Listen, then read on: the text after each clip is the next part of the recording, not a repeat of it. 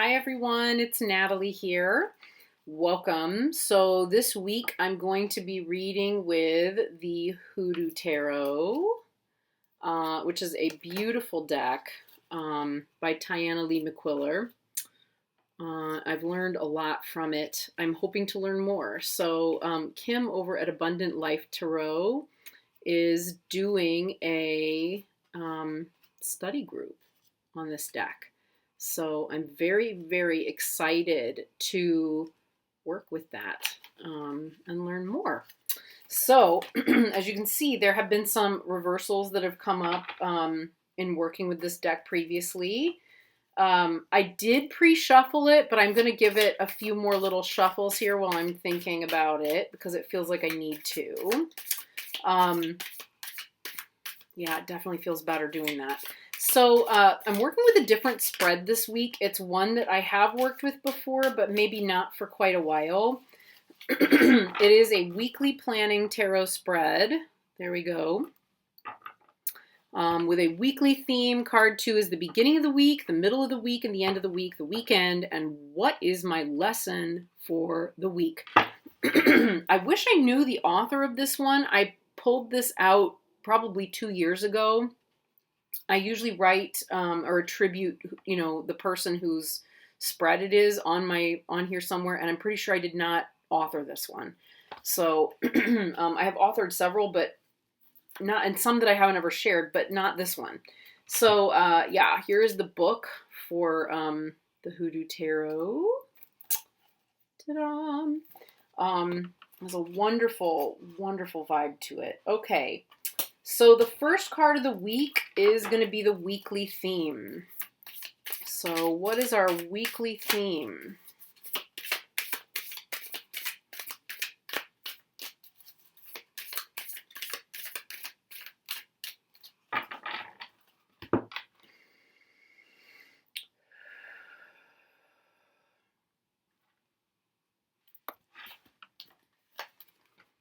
Okay, our weekly theme is the Eight of Sticks or the Eight of Wands. That's so interesting.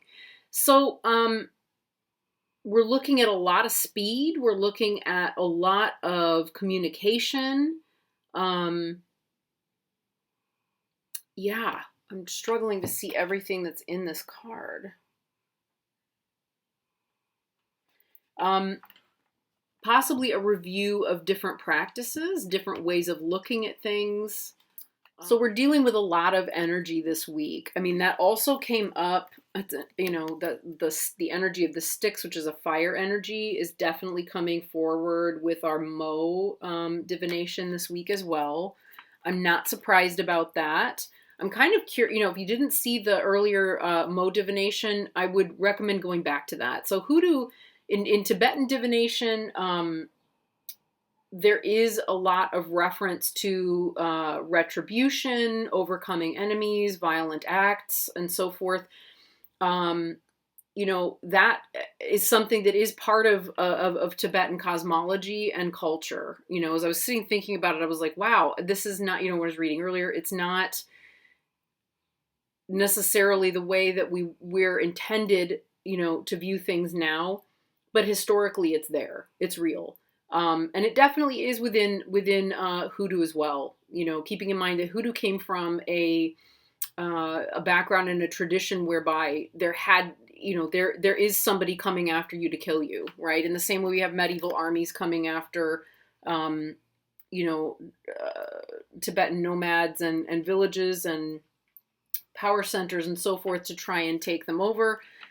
Similarly, in HooDoo was necessary because you're, as an African American, or even just a magical practitioner, your life is at risk, so finding magical ways to intervene, is necessary. It's necessary. And, if I'm not mistaken, I feel like this is a card that's about something to do with thunder or thunder rites. I could be mistaken. But we're dealing with a lot of really fierce energy this week, and fierce communication. I'm gonna say, that coming with this, if we think about its possibility upside down, it came out right side up, but there's a possibility of becoming too blunt, too forceful, too quick in what you say to be helpful to others. So, exercising some caution around that might be helpful. So that's what we're looking at as our weekly theme, right? Busy, lots of communication, lots going on. Moving on, what do we look at for the beginning of the week?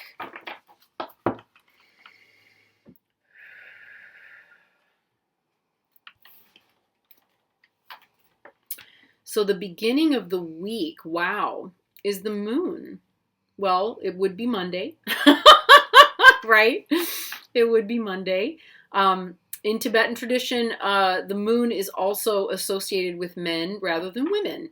So here we have Pa and the kind of gentle and nurturing aspect of a father. There's also a triangle on his back, the downward pointing, which hints at water. So we can expect maybe for some, I feel like with this one, we're looking at compassionate, gentle stuff at the beginning of the week before things maybe speed up, or it may be the, reminding us, to be compassionate, to be gentle, to be aware of our shadow as we move into the week, because it's going to want to come up and bite us, right? Emotions that we haven't dealt with, those could also be putting us at risk of having them come up and want to bite other people through what we speak and say. So just using some awareness around that. Card number 2, middle of the week, or card number 3 is the middle of the week.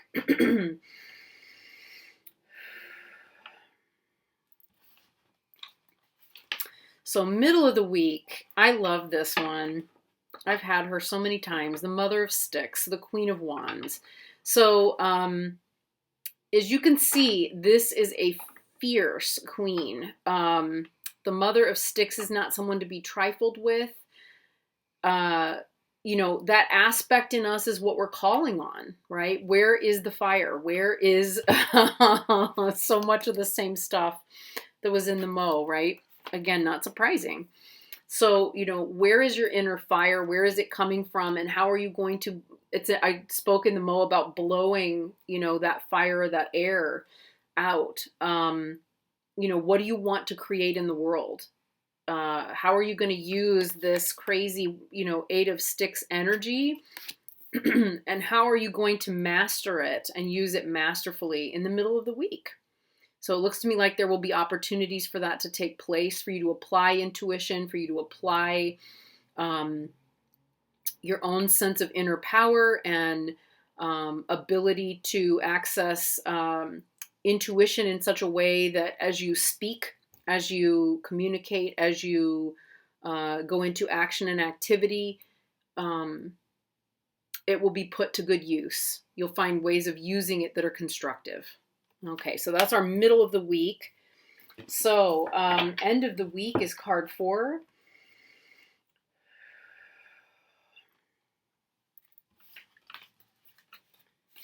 Okay, card 4. Ooh, the 7 of Baskets. So this would be like the 7 of Cups. So this person is about to take a really beautiful bath. All kinds of lavender and hyacinth maybe, and some I want to say hyssop maybe is part of this one. As we get to the end of the week, be sure to take care of yourself. There can be so many things up in the air right now, so many feelings, emotions, decisions, ideas that you almost don't know quite what to do next. Take care of yourself. Clear your energy. Spend some time alone. Take a nice hot bath. Maybe make your Friday routine something that will include some space for yourself, because the end of the week, you may need it, right? So we'll do a recap. But yeah, I'm feeling like that 7 of Baskets is going to become pretty important towards the end of the week in terms of replenishing and not feeling too overwhelmed. Okay. Yeah. And then we have the weekend.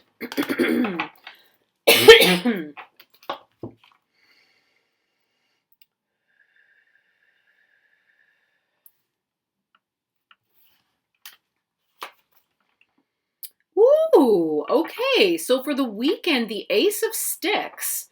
So what do you want to manifest? What do you want to manifest? What do you want to pull forward this week? There's a huge amount of spiritual power, spiritual energy, in the way that the aces are the nucleus, right? They're like they contain the essence of the entire suit. Where do you want to direct your focus, your energy, right? It's so interesting because we have that 7 of baskets coming up where things are kind of scattered. So hopefully by the weekend, there's a sense of focus. There's a sense of power. There's a sense of things being renewed, of renewal, and of possibility. So it looks like maybe we're going to be laying down some very important stuff coming up this week.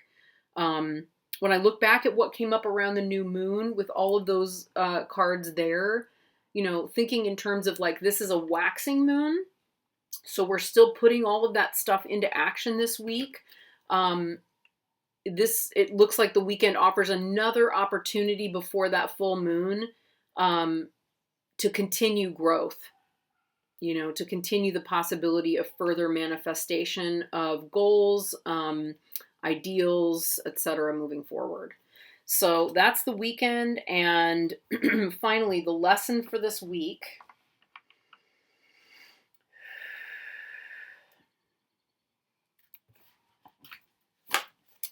is from the Daughter of Coins. Wow. So the Daughter of Coins is like the Page of Coins.